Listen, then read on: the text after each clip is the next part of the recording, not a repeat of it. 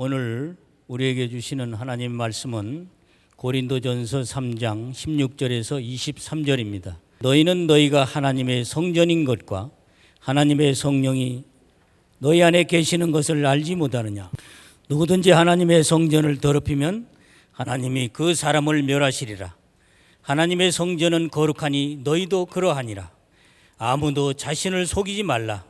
너희 중에 누구든지 이 세상에서 지혜 있는 줄로 생각하거든 어리석은 자가 되라. 그리하여 지혜로운 자가 되리라. 이 세상 지혜는 하나님께 어리석은 것이니 기록된 바 하나님은 지혜 있는 자들로 하여금 자기 꾀에 빠지게 하시느니라 하였고, 또 주께서 지혜 있는 자들의 생각을 헛것으로 아신다 하셨느니라. 그런즉 누구든지 사람을 자랑하지 말라. 만물이 다 너희 것임이라. 바울이나 아볼로나 게바나 세계나 생명이나 사망이나 지금 것이나 장래 것이나 다 너희의 것이요 너희는 그리스도의 것이요 그리스도는 하나님의 것이니라. 아멘. 이는 살아계신 하나님의 말씀입니다. 아멘.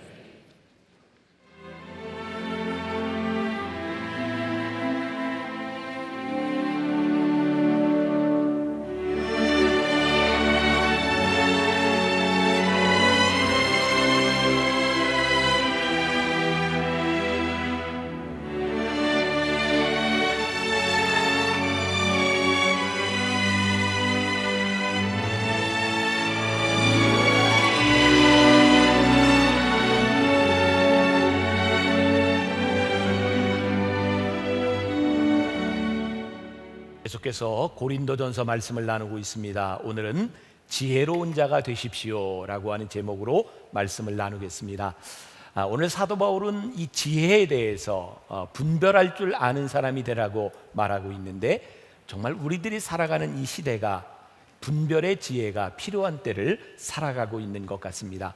요즘 메르스 때문에 많은 사람들이 여러 가지 일들이 일어나고 있는데, 제가 지난주에 들은 이야기입니다.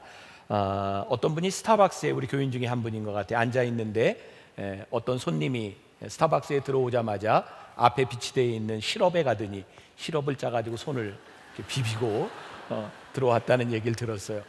별일들이 다 일어나고 있죠. 참 비슷한 것 같지만 우리들의 삶에 구별해야 될 것들이 참 많은 것 같고, 그것은 지혜이기도 하다는 생각이 듭니다.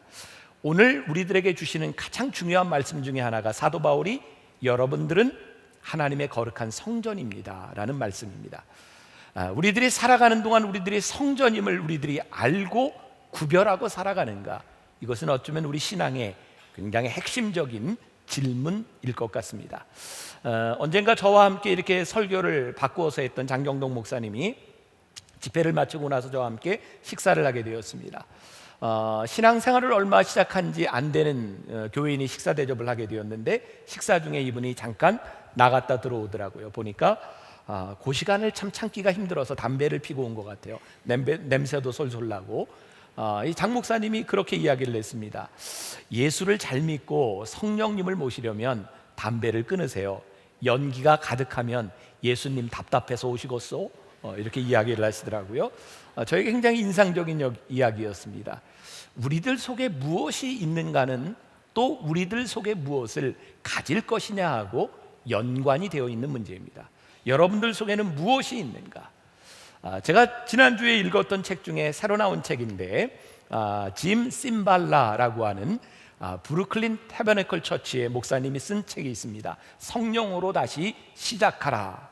그 책에 보면 한 여성 모델에 대한 이야기가 나옵니다. 이 목사님의 교회를 다니고 있는데, 이 여인은 믿음을 가지고 교회를 나왔던 것은 아니고 그냥 친구의 권유에 의해서 설교를 듣고 예배를 참석하게 되었답니다.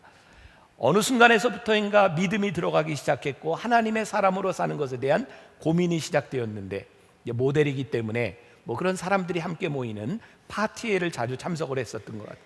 갑자기 그런 생각이 들더랍니다. 이 파티에 참석한 사람들이 하는 행동을 보니 이것은 그리스도인으로서 해야 될 일이 아니구나. 파티를 끊었답니다. 모델로서 여러 가지 그런 모델로서 활동을 하면서 여러 가지 일을 하는데, 한 번은 속옷 광고 모델을 하던 자신의 모습을 보면서 속옷 광고를 하는 것이 잘못된 것이 아니라 자신이 성적으로 상품화되고 있다는 생각에 모델 일을 해도 이를 골라야 되겠구나라는 생각을 하게 되었답니다. 그 책에서 내가 하나님의 자녀요 존귀한 사람이라고 하는 것을 깨닫게 되면서 그 여인의 삶에 일어났던 변화에 대한 이야기가 나오고 있습니다. 오늘 말씀의 주제, 지혜로운 자가 되는 데 있어서 참 중요한 것, 여러분들이 하나님의 성전인 것을 알지 못하십니까? 여러분들이 하나님의 성전이기 때문에 그 안에 성령님이 거하신다는 사실을 알지 못하십니까? 다시 말한다면 우리들이 하나님의 거룩한 성전이 되어야 하는데 우리들의 몸이 거룩하지 못하면 성전이 되지 못할 뿐만 아니라 성령님이 우리들 속에 계시지 않다는 말입니다. 그리고 정말 무서운 이야기는 우리의 몸이 더럽혀질 때 하나님께서 우리를 멸하시겠다고 하는 말씀입니다. 거룩하신 하나님, 거룩한 곳에 거하시는 하나님께서 우리 가운데 거하시지 않을 때 거룩하지 못한 성전인 성도들에게 가장 불행한 일이 있다면 성령님이 거하시지 않는다는 것입니다. 이 말씀은 굉장히 무서운 말씀이기도 합니다. 성전이 건물적인 의미가 아니라고 볼 때 우리가 오늘 예배드리고 있는 이 성전 안에도 우리들이 거룩함을 상실한다면 하나님이 계시지 않다고 하는 것이 얼마나 무서운 일이고, 그것이 무서운 이유는 성령님이 우리 안에 계시지 않을 때 우리가 성령님의 인도를 따라 살 수 없기 때문입니다. 제가 말씀을 준비하면서 보았던 어떤 책에 한자로 이런 말이 있더라고요. 불경어수 경어인. 우리들의 얼굴을 물에 비추어 보지 말고 사람에게 우리의 얼굴을 비추어 보라, 이런 말입니다. 물에 우리들의 모습을 비추어 보면 우리의 겉모습만 보이지만 사람에게 우리의 모습을 비추어 보면 우리의 인격과 우리의 속마음도 보게 될 것이라는 사실입니다. 우리가 하나님의 거룩한 성전인지 아닌지를 우리들이 어떻게 알 수 있는가? 우리들이 만나는 사람을 통해 비추어지는 내 모습을 볼 때 우리들이 누군지를 분명히 알 수 있게 된다는 말입니다.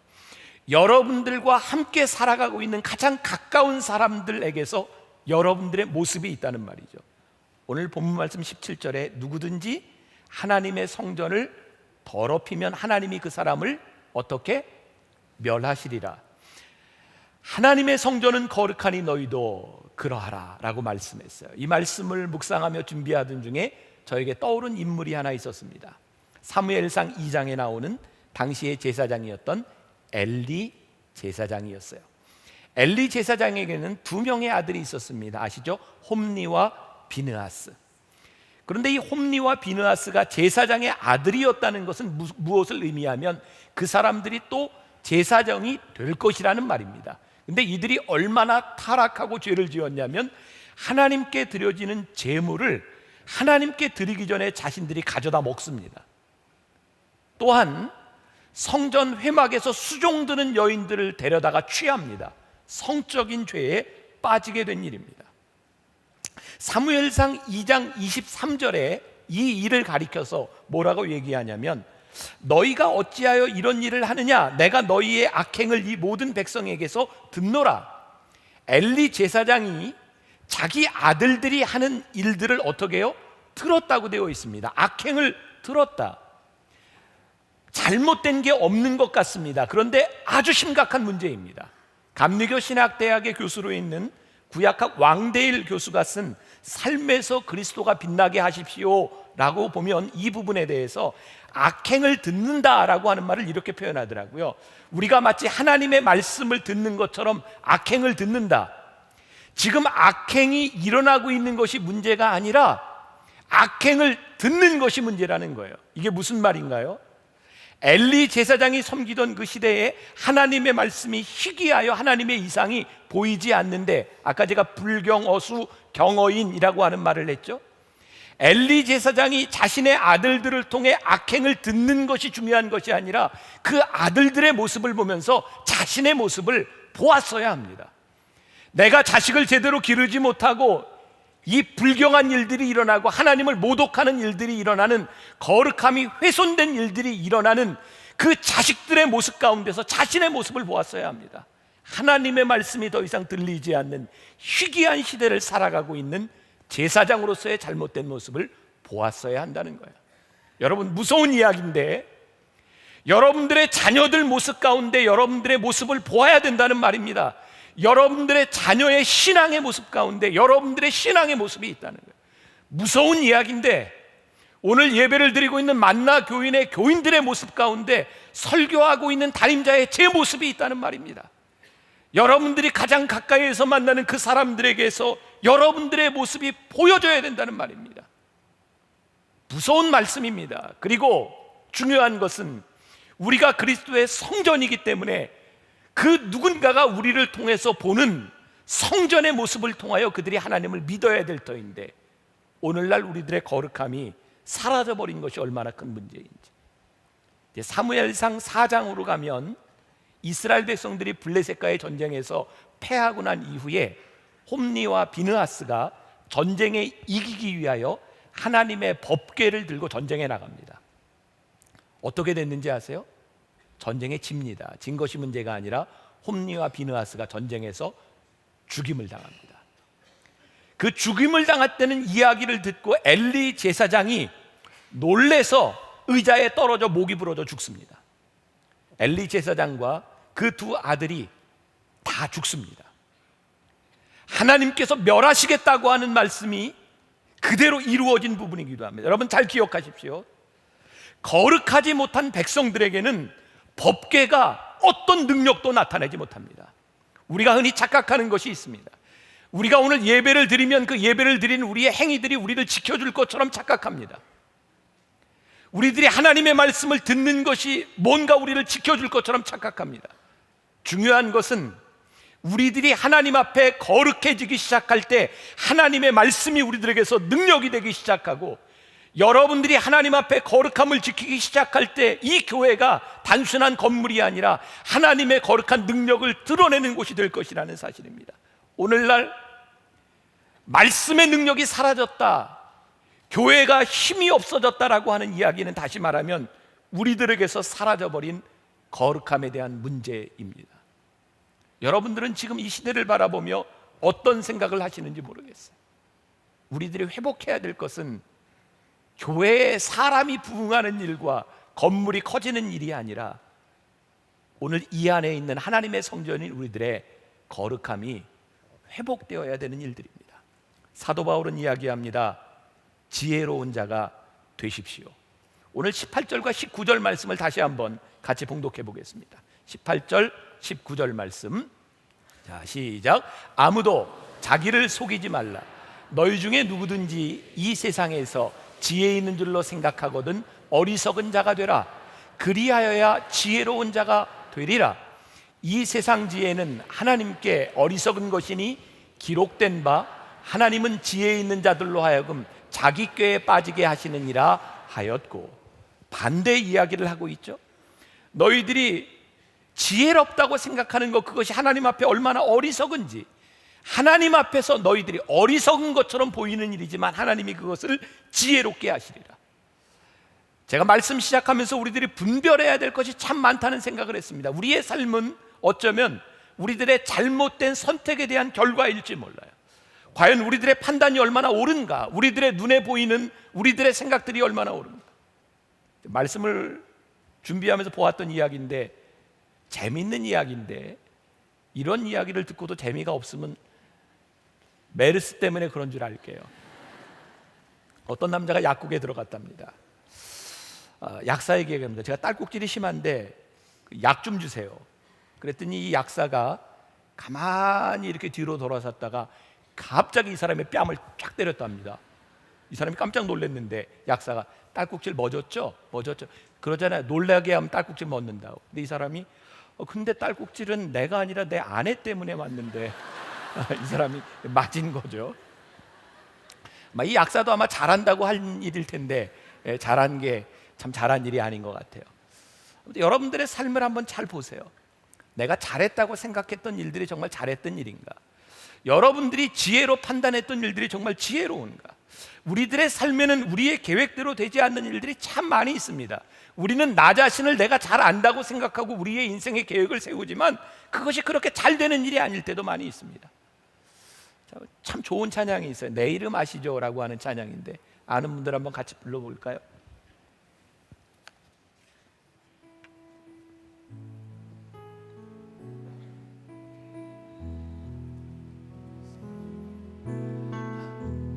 나를 지으신 주님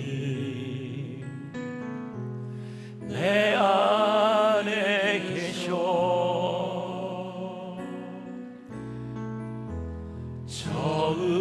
처음부터 내 삶은 그의 손에 있었죠. 내 이름 아시죠? 내 이름 아시죠? 내 모든 생각도 내 흐르는 눈물 그가 닦아주셨죠. 그는 내 아버지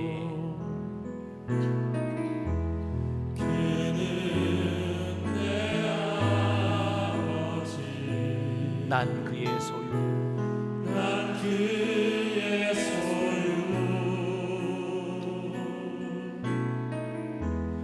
내가 어디를 가든지 날 떠나지 않죠. 내 이름 아시죠? 내 이름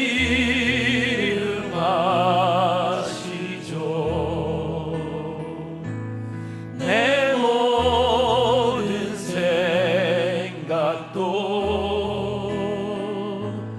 아바라 부를 때 그가 들으시죠. 여러분들에게 이 믿음이 있어요? 내 이름 아시죠? 내 모든 생각도 나를 지으신 주님, 그분이 내 안에 계셔 나보다 나를 더 잘 아시는 그분, 하나님 아버지의 지혜로 우리들이 살아간다고 하는 것, 이것은 추상적인 문제가 아니에요. 오늘 제가 이 말씀을 듣고 늘 그랬던 것처럼 새벽에 어머니 기도실에서 기도하면서 하나님, 오늘 제가 이 말씀을 들고 전하는 이 말씀이 추상적인 말씀이 되지 않기를 원합니다. 지혜로 따라 살아간다고 하는 이 말씀이 하나님의 지혜로 살아간다고 하는 것이 우리들에게 뜬구름 잡는 이야기가 아니라 우리가 하나님 앞에 지혜를 구할 때 우리를 지으신 하나님께서 우리에게 주시는 그 지혜가 우리들의 삶에 얼마나 구체적이고 실제적인 일인지를 우리들이 깨달아 알고 살게 하여 주옵소서. 우리들에게 이 믿음이 없다면 어떻게 하나님 앞에 우리들이 기도하며 우리의 인생을 맡길 수 있겠습니까? 야고보서 1장 5절 말씀해 보니까 너희 중에 누구든지 지혜가 부족하거든 모든 사람에게 후히 주시고 꾸짖지 아니하시는 하나님께 구하라. 오늘 여러분들의 인생의 문제, 여러분들의 삶의 진로 하찮은 것처럼 보이는, 아니 여러분들이 가장 자신 있게 생각하는 그 부분에 있어서도 여러분들이 하나님 앞에 지혜를 구할 때에 후히 주시고 꾸짖지 아니하시는 하나님께서 우리들에게 주시리라고 하는 이 믿음, 우리들에게 필요한 것은 형편을 바꿔달라고 하는 기도가 아니라 오늘 이 형편 가운데 하나님이 우리들에게 뜻하시는 것이 무엇인지를 아는 것, 하나님께서 우리들에게 지혜를 주셔서 능히 이길 수 있는 힘을 달라고 기도하는 것. 적어도 저는 지난 금요일부터 하나님께서 제 마음에 주신 생각이, 왜 우리 민족을 이렇게 곤고하게 하십니까? 하나님 100년 만의 가뭄이라고 하는 이 가뭄 가운데서 하나님 우리가 할 수 있는 일이 무엇입니까? 메르스, 아무렇지도 않게 생각했을지 모르지만 우리들이 통제할 수 없는 이 상황 가운데서 하나님 우리들에게 무엇을 하라고 말씀하십니까? 시청 앞에서 동성연애자들이 모든 사람들이 보는 앞에서 퍼포먼스를 하고, 그런 상황 가운데서 신앙인들이 무엇을 해야 되겠습니까? 하나님께서 저에게 주시는 생각은 기도하라는 사인으로 들리는 거예요. 하나님, 우리 민족이 정말 힘들고 어려웠던 때, 6.25를 지나고 구한말을 지날 때, 우리나라가 60년대 70년대 어려운 시간을 지날 때 여기저기 민족재단에서 무릎 꿇고 기도하던 사람들을 통해서 이 민족을 세워주셨던 하나님께서 오늘 한국교회에 말씀하시는 것이 무엇일까? 너희들이 돈으로 누구를 도와주는 것이 문제가 아니고, 단순히 사람들에게 찾아가서 도와주는 것에 대한 문제가 아니고, 이거 근본적인 이 민족과 이 나라를 위한 기도를 하나님께서 우리들에게 요청하는 것이 아닐까? 저에게는 그런 생각이 들었어요. 오늘날 이 시기에 하나님께서 우리들에게 주시는 그 지혜는 하나님과의 관계와 밀접한 연관이 있어요. 얼만큼 하나님을 믿고 내가 신뢰하느냐에 따라 하나님께로부터 오는 지혜가 나의 것이 될 수 있어요. 로마서 11장 33절 말씀, 우리 같이 한번 보겠습니다. 꼭 기억했으면 좋겠어요. 같이 봅니다. 깊도다 하나님의 지혜와 지식의 풍성함이요, 그의 판단은 헤아리지 못할 것이며 그의 길은 찾지 못할 것이로다. 깊도다 하나님의 지혜와 지식의 풍성함이요. 우리가 하나님을 믿고 신뢰하지 않는데 어떻게 하나님의 지혜의 풍성함이 우리 가운데 들어올 수 있겠습니까? 하나님의 지혜를 믿고 신뢰하기 시작할 때 그 깊은 지혜의 지경이 우리들의 삶에서 넓혀질 수 있지 않겠습니까? 적어도 사도 바울이 하나님을 만나기 전 그에게 중생의 체험이 있기 전에는 그가 생각하는 지혜를 가지고 살았어요. 그가 부활하신 하나님을 만나고 그가 믿음의 고백을 합니다. 빌립보서 3장 8절에 보니까, 또한 모든 것을 해로 여김은 내 주 그리스도 예수를 아는 지식이 가장 고상하기 때문이라. 여러분들의 삶에 가장 고상한 것이 그렇지 않은 것들을 배설물로 여기게 하는 그것이 무엇인가? 제가 여러분들에게 자주 하는 이야기입니다. 때때로 우리의 기도조차도, 우리의 바람과 우리의 꿈조차도 하나님이 틀게 하실 때, 그것은 우리의 인생의 망가짐이 아니라 우리를 향한 하나님의 계획이 보이기 시작할 때 우리는 믿음의 길을 갈 수 있다.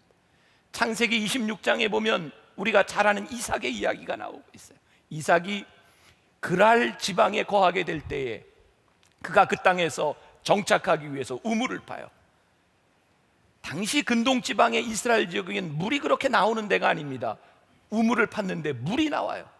얼마나 감사한 일입니까? 그런데 그랄 지방에 사는 그 사람들이 이삭의 우물을 빼앗습니다. 이삭은 진짜 바보같이 싸움도 하지 아니하고 그 우물을 양보하고 다른 곳에 가서 우물을 팝니다. 팠는데 또 우물이 나와요. 그랬더니 그 사람들이 그 우물을 또 빼앗아요. 이삭은 바보같이 그 우물을 양보하고 또 떠나갑니다. 아니, 그리고 팠는데 또 우물이 나와요.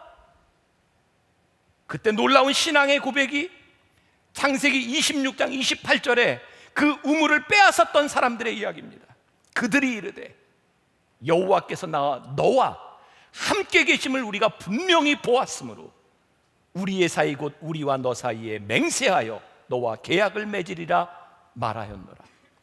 제가 오늘 여러분들에게 하고 싶은 이야기가 뭔지 아세요? 우리의 지혜와 우리의 세상의 방법으로는 내가 판 우물을 지키는 것이 맞는 일입니다. 그런데 그 지혜로 살아가는 것이 아니라 하나님이 주시는 마음 때문에 다른 곳에 가서 우물을 파고 또 바보처럼 우물을 빼앗겼는데, 그 바보 같은 이삭을 바라보며 하나님을 알지 못하는 사람들이 고백하기를, 내가 너를 보니 여호와께서 너와 함께 하심을 보았노라. 우리들이 신앙에 우리들이 꿈꿔야 될 것이 무엇입니까?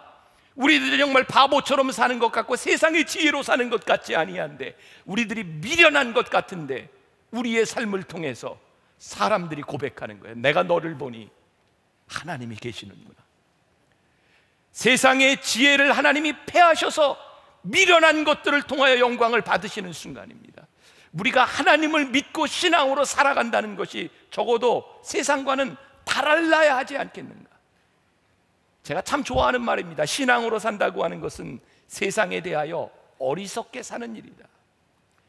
세상 사람들과 우리들이 똑같이 살아간다면 우리의 가지고 있는 신앙이 무엇입니까? 세상의 법칙과 성경의 원리가 달라야 맞는 것이 아니겠습니까? 세상 사람들이 살아가는 원리, 우리가 말씀으로 살아가는 원리가 동일하다면 오늘 우리가 여기에서 하나님을 고백하는 이유가 무엇이겠습니까? 육체의 본능을 따라 사는 것은 동물입니다. 이성을 따라 살아가는 것은 사람입니다. 그러나 성령의 인도하심을 따라 사는 것은 그리스도인입니다. 하나님은 여러분들을 사람처럼 살라고 부르신 것이 아니라 그리스도인처럼 살라고 여러분들을 부르셨습니다. 오늘 우리들에게 주시는 도전이 무엇입니까? 인간으로 살 것이냐, 그리스도인으로 살 것이냐. 제가 어제 고향 외고에서 외고 학생들을 위한 그런 체프를 인도하고 왔어요. 정말 그 학교에서 너무 오랫동안 저에게 요청을 했기 때문에 토요일 날 갔는데 제가 정말 이렇게 흔쾌히 간 일은 아니었어요. 바쁜 시간이기 때문에. 근데 가서 말씀을 전하려고 서니까 그 500여 명의 학생들의 미래를 바라보니까 제가 서 있는 것이 너무너무 귀하다는 생각이 들더라고요. 아이들에게 물었습니다. 얘들아, 너희들은 인생을 평범하게 살고 싶으냐, 비범하게 살고 싶으냐? 아이들이 비범하게 살고 싶다 그러더라고요. 제가 아이들에게 너희들이 비범하게 살 수 있는 비결을 알려주겠다. 여러분들도 알고 싶으십니까? 너희들이 세상 사람들처럼 동일하게 살아가면 너희들은 평범한 인생이 될 것이고, 너희들이 세상 사람들이 살아가는 방법이 아닌 이 세상을 거슬리는 하나님이 너희를 부르신 이유가 있는 삶을 살아갈 때 너희들의 삶은 비범해질 것이다. 저는 우리 그리스도인들이 비범한 인생을 살아간다고 하는 것은 세상의 기준에서의 어떤 엑설런트한 그런 것을 이야기하는 것이 아닙니다. 적어도 하나님의 말씀이 우리들 가운데 있어서 이 세상을 거스릴 수 있는 용기가 우리들에게 있는가? 하나님은 오늘 우리들에게 그것을 물으시고 있는 거죠. 제가 지난번 우리 교인들과 함께 국내 성지순례를 갔다 오고 나서 특별히 선교사들의 이야기, 우리 국내 그 한국 교회사에 대해서 요즘 많은 관심을 가지고 있습니다. 우리 한국 교회 역사에 있어서 선교사에 있어서 한 획을 그은 아주 중요한 인물이 있습니다. 존 로스 선교사입니다. 그는 한국을 선교하러 왔던 사람이 아니라 중국의 선교사로 1872년에 들어갑니다. 1872년. 그는 젊은 나이에 아내와 함께 중국에 들어갔는데 1872년에 들어간 지 1년 만에 아내가 죽습니다. 어쩌면 굉장히 많이 디프레스 될 수 있는 상황이죠. 내가 꿈을 가지고 이 땅에 들어갔는데 하나님 왜 나에게 이런 시련을 주십니까? 그때 그가 중국에서 들었던 이야기가 토마스 선교사에 대한 이야기였습니다. 1866년 그가 들어오기 6년 전에 대동강변에 들어와서 복음을 전하러 들어왔다가 한마디도 전하지 못하고 죽었던 토마스 선교사에 대한 이야기를 듣습니다. 하나님께서 그에게 토마스 선교사의 이야기를 통해서 조선이라고 하는 나라에 대해 관심을 가지게 하셨고, 그는 몇 년 후에 압록강변에 있는 중국과 조선의 국경지대에 있는 고려문까지 와서 조선 사람들을 만나게 됩니다. 유명한 서상윤이라고 하는 사람도 만나게 되고, 그는 성경을 번역하기 시작합니다. 요한복음, 마가복음, 누가복음, 마태복음, 로마서 차례로 성경을 번역하기 시작했고 1886년에 이 연대를 잘 기억하십시오. 1886년에 신약 전체를 완역합니다. 제가 왜 이야기를 하는 줄 아세요? 1886년에 성경을 완역했다고 하는 것이 얼마나 놀라운 일인지 아십니까? 우리나라의 최초의 선교사가 들어온 때가 언제인지 아세요? 1885년 아펜젤라와 언더우드가 1885년에 들어옵니다. 그런데 이미 성경들이 번역이 되고 있었고 그들이 들어온 지 1년 후에는 신약 성경이 완역되었습니다. 어느 나라의 선교 역사도요, 성경이 먼저 번역된 나라가 없습니다. 선교사들이 들어와서 선교하면서 성경을 번역하고 번역한 성경을 가지고 선교하는데, 이 조선 땅은 이미 존 로스라고 하는 사람을 통해 성경을 번역하게 했고 그 이후에 복음이 전국에 퍼지게 됩니다. 저는요, 이 존 로스의 이야기를 들으면서 어쩌면 그가 중국을 생각하고 그의 계획은 중국 땅이었는데 중국에 온 그를 향한 하나님의 계획은 조선 땅이었다는 거예요. 하나님은 그의 계획대로 움직이신 분이 아니라 하나님의 계획대로 그를 쓰시고 있다는 사실이에요. 여러분, 하나님 앞에 여러분들을 열어놓으십시오. 여러분들이 무엇을 계획하였든 괜찮습니다. 그러나 여러분들의 계획이 아닌 하나님의 계획으로 여러분들을 쓰시는 부분에 대해서 여러분들을 열어놓으십시오. 저는 지금 만나교회에 제가 한 가지 중요한 사역을 놓고 기도하고 있습니다. 근데 제가 매일 기도하는 내용이 뭔지 아세요? 하나님, 저에게 이 마음을 주셨는데 하나님이 원하시는 일이면 하나님 인도하십시오.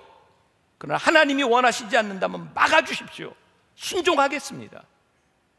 하나님은 우리의 계획이 아닌 하나님의 계획대로 일하시는 분. 욥기 23장 10절에 보면 욥의 놀라운 고백이 있죠. 그러나 내가 가는 길을 그가 아시나니 나를 단련하신 후에는 내가 순금같이 되어 나오리라. 어떻게요? 내가 가는 길을 누가 아세요? 그가 아시나니. 내가 내 길을 아는 것이 아니라 그가 내 길을 아시나니 어느 날 내 모습을 바라보니 그가 나를 순금같이 만드셔서 나를 쓰시고 있구나.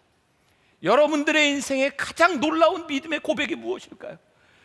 내가 이렇게 애쓰고 정말 바락바락 애쓰며 살아왔는데, 내가 실패한 것 같았는데 지금 내 모습을 바라보니 하나님이 나를 순금같이 만드셔서 나를 이 자리에 있게 하셨구나. 얼마나 놀라운 믿음의 고백입니까? 오늘 사도 바울은 21절에서 그런즉 누구든지 사람을 자랑하지 말라, 만물이 다 너희 것임이니라 라고 말씀하고 있어요. 사람을 자랑하지 말라. 제가 말씀을 준비하며 보았던 리빙 바이블에 보면 이런 식의 표현이 되어 있습니다. 세상의 지혜로운 자를 따라가는 것을 자랑하지 말아라. 지혜로운 자를 따라갈 생각하지 말아라. 왜? 하나님께서 이미 너희에게 주셨느니라. 너희들에게 필요한 것은 하나님을 믿고 신뢰하며 하나님의 지혜를 구하는 것이지 세상의 지혜를 따라 살아가지 마라. 제가 언젠가 읽었던 곽선희 목사님의 책을 보니까 중국이 개방된 지 얼마 안 돼서 만리장성을 가게 되었답니다. 그때 안내를 한 사람이 북경대학의 청년이었는데, 곽선희 목사님이 그 만리장성을 보면서 정말 너무너무 감동이 돼서 야, 굉장하구나 그랬더니 그 북경대학생이 이렇게 얘기해요. 미련한 일이지요. 미련한 일이지요. 여러분, 만리장성이, 우주에 가서 봐도 보이는 그 만리장성이, 여러분 그 시대에 진시 황제가 만들었던 만리장, 여러분 상상이 갑니까? 어떻게 그 시대에 저런 만리장성을 쌓을 수 있었을까?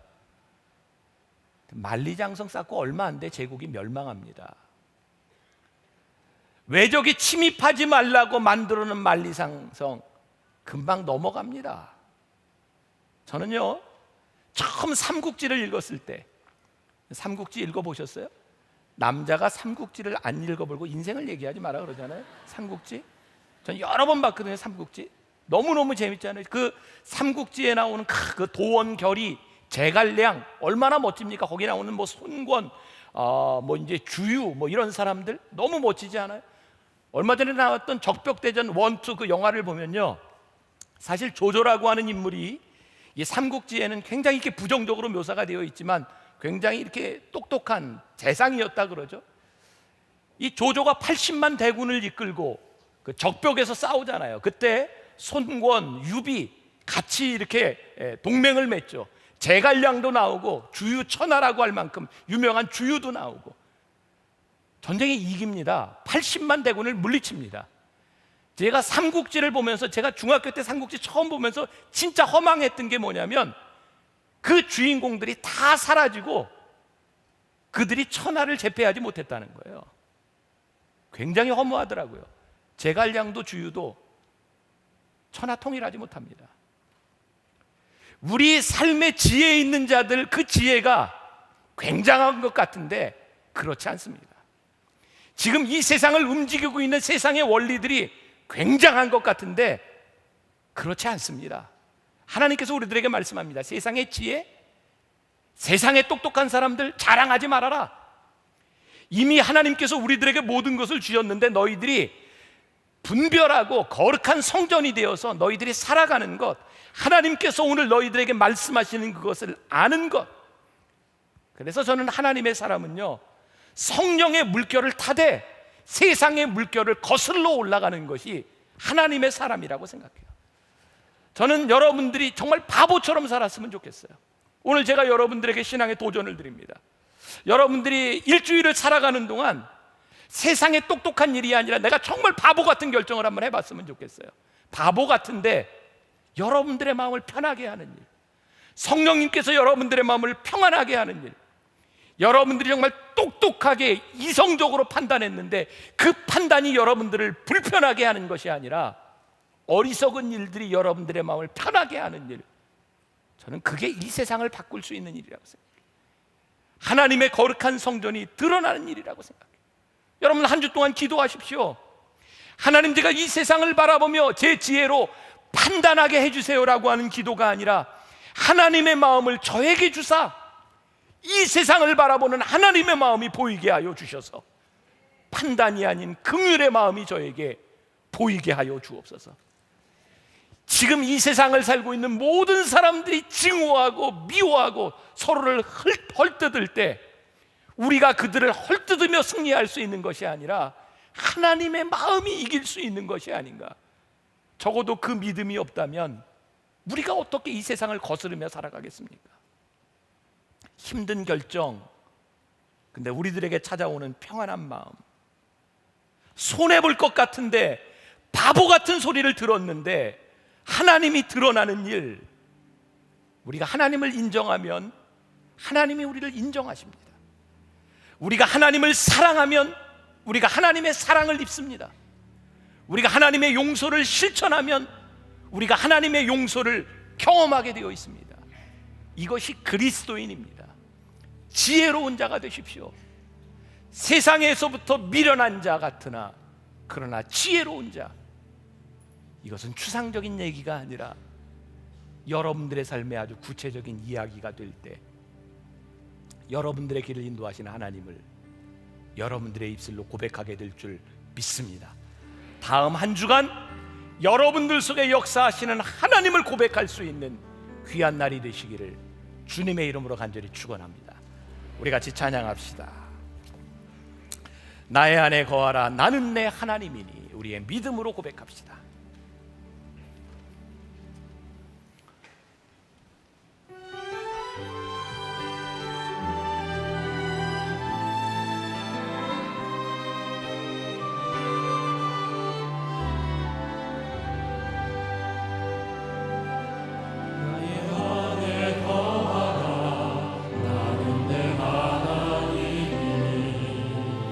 모든 환난 가운데 나를 지키는 자라. 두려워하지 말라, 내가 널 도와주니. 놀라지 말라, 내 손 잡아주리라. 내가 너를 지명하여 불렀나니 너는 내 것이라. 나의 하나님이라. 내가 너를 보배롭고 존귀하게 여기노라. 날 사랑하는 내 여호와, 나의 안에 거하라. 공헌하며 찬양하겠습니다. 나는 내 하나님, 모든 환난 가운데 너를 지키는 자라. 두려워하지 말라, 내가 널 도와주니. 놀라지 말라, 내 손 잡아주리라. 내가 너를 지명하여 불렀나니 너는 내 것이라. 나의 하나님이라. 내가 너를 보배롭고 존귀하게 여기노라. 나를 사랑하는 내 여호와, 나의 안에 거하라. 나의 안에 거하라. 나는 내 하나님이니. 모든 환난 가운데 너를 지키는 자라 두려워하지 말라 내가 널 도와주리니 놀라지 말라 내 손 잡아주리라 내가 너를 진영하여 불렀 나를 내 것이라 내 것이라 너의 하나님이라 내가 너를 보배롭고 존귀하게 여기노라 너를 사랑하는 내 영혼 내가 너를 지명하여 불렀나니 내가 너를 지명하여 불렀나니 너는 내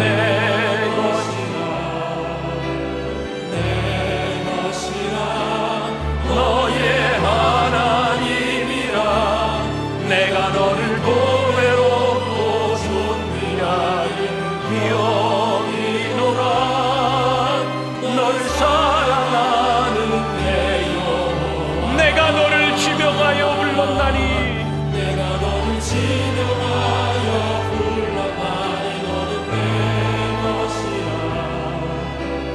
내 것이라 너의 하나님이라 내가 너를 보배롭고 존귀하게 여기노라 너를 사랑하는 내 여호와 하나님 오늘 사도 바울을 통하여 우리들에게 주시는 믿음의 도전이 있습니다. 너희가 하나님의 거룩한 성전인 것을 알지 못하느냐. 하나님의 거룩한 성전은 그 안에 성령님이 계시며 성령님이 우리를 인도하시며 세상에는 미련한 것처럼 보이지만 세상의 지혜를 부끄럽게 하시는 하나님의 능력을 믿는 사람인 것을 우리가 믿음으로 고백합니다. 우리가 성령의 물결은 타되 세상의 물결을 거스를 수 있는 용기 있는 사람들, 이 세상을 하나님의 능력으로 바꿀 수 있는 귀한 하나님의 사람들이 되게 하여 주옵소서. 우리가 일주일을 살아가며 우리가 간절히 기도하는 것이 있습니다. 때로 세상에 미련하게 바보처럼 보일지 모르지만 하나님의 거룩함이 드러내는 일을 위하여 결단하는 성도들이 되게 하여 주옵소서. 그래서 우리들의 삶의 믿음의 고백이 있는 주의 백성들이 되게 하여 주옵소서. 오늘도 하나님 앞에 드려진 귀한 예물들과 우리의 헌신들이 세상 사람들이 볼 때는 왜 미련한 일을 하냐고 할지 모르지만 놀라운 하나님의 사역을 이루는 거룩한 헌신과 제물 되게 하여 주옵소서. 지금은 우리 주 예수 그리스도의 은혜와 하나님 아버지의 무한하신 사랑과 성령의 인도하심이 주님 붙들고 주님의 지혜를 의지하며 하나님의 뜻대로 살아가겠습니다 다짐하는 당신의 사랑하는 모든 백성들을 위해 지금부터 영원까지 함께 하시기를 간절히 축원하옵나이다. 아멘.